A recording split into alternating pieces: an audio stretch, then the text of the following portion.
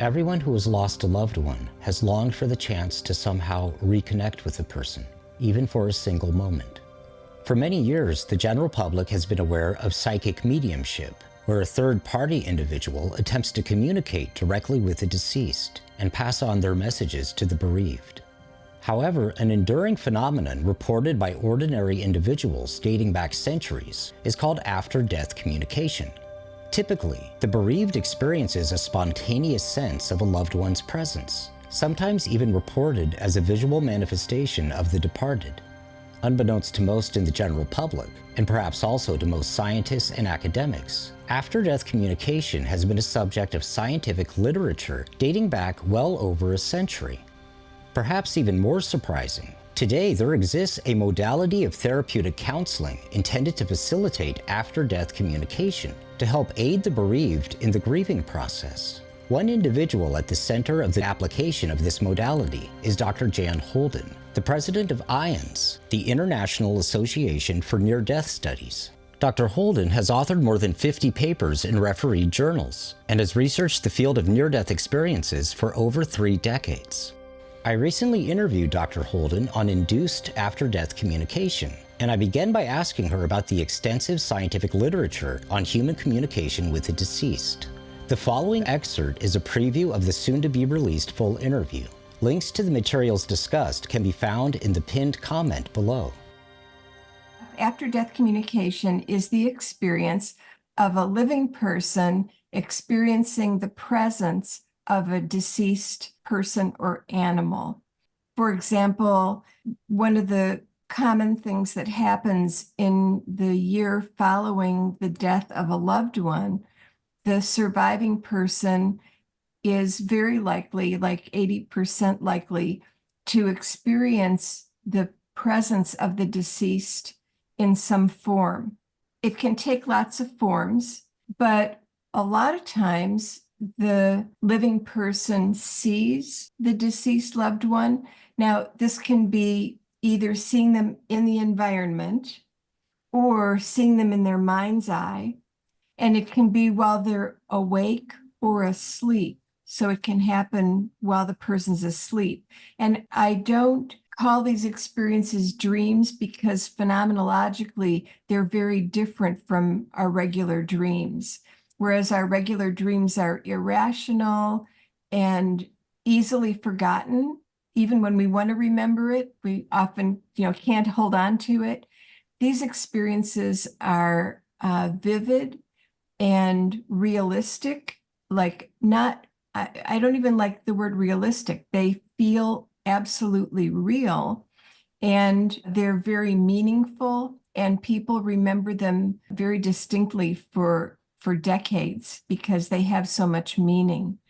And they occur to people of every demographic. And we know that now because one of my former doctoral students, now Dr. Jenny Streithorn, did her dissertation on a systematic review of all research that had been published on after-death communication up until the time of her working on her dissertation was around 2010. And what she discovered was that the earliest published study was in the late 1800s. And by 2010, there were 35 studies involving altogether over 50,000 people from 24 countries around the world. So there has been a lot of research on this phenomenon.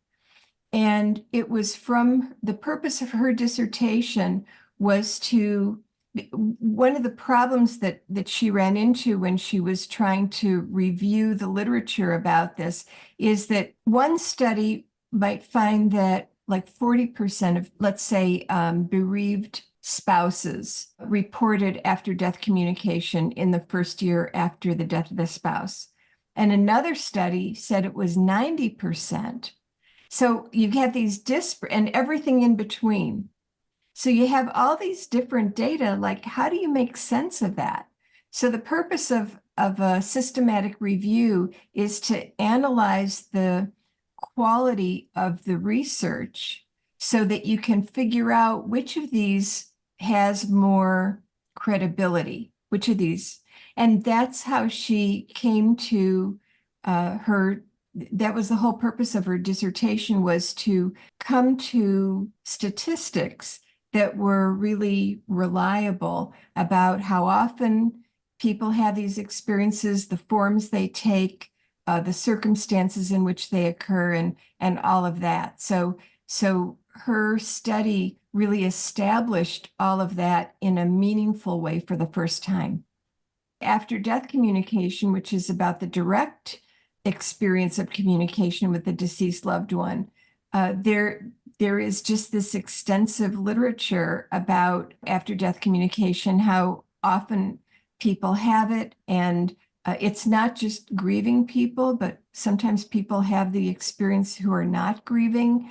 And to divert for a moment, in the field of near-death studies, there's a phenomenon called veridical perception, which applies to any transpersonal experience, and I'll explain what that is in a minute. But in the field of near-death studies, there's been a book of compilation of cases in which people during their NDE got information that, based on the condition and position of their physical body and everything they knew and so forth, they shouldn't have been able to know this information, but it's later verified to be accurate. And when the information is very idiosyncratic and when it's verified by a credible third party, that really makes for a strong case that what people perceive in their near-death experiences is not just feeling absolutely real or realer than real, which a lot of NDEers say, but that there is objective, that these are objective experiences as well. So the book is called The Self Does Not Die, and then it's this compilation of cases of paranormal phenomena, verified paranormal phenomena from near-death experiences. I'm in the process right now of working with a team at the University of Virginia to do a study that is similar related to after-death communication, because there are all kinds of cases out there where people got information through their ADC that they shouldn't have been able to know, but turned out to be accurate and was verified. But no one has ever collected these cases together to present the empirical weight of all these cases. So that's what we're aiming to do. Yes. So the phenomenon is, there's evidence that the phenomenon is real. There's now experimental evidence that the counseling technique of IADC is helpful.